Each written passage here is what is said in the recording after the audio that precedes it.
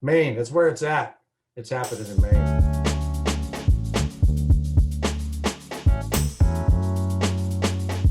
Hey, I'm Eric Stapp. I am a recruiter at Atlas MedStaff, Hi, I'm Mike Spies, client manager with Atlas MedStaff. and we are talking about a placement we just had recently. We have a traveler, Sean Foley. He's great.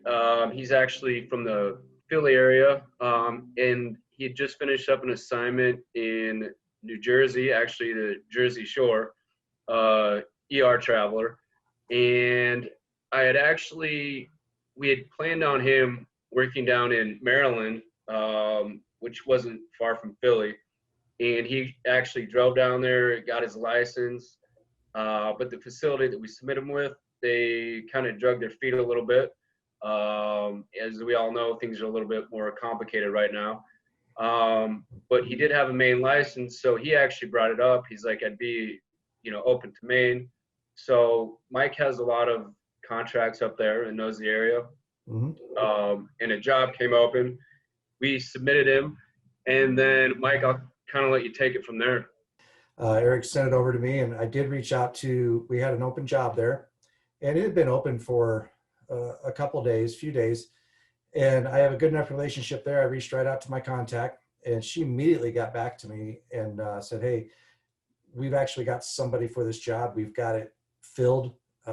Would this nurse be interested in going over here, which was a different hospital, just not very far away from that original location. And I reached back out to Eric and said, here's the situation. Everything's going to be the same. Actually, the size of the hospital, I think it was just a little bit smaller, but everything else, hours, everything was just the same. I said, would Sean be willing to go? And so Eric reached out, talked to Sean.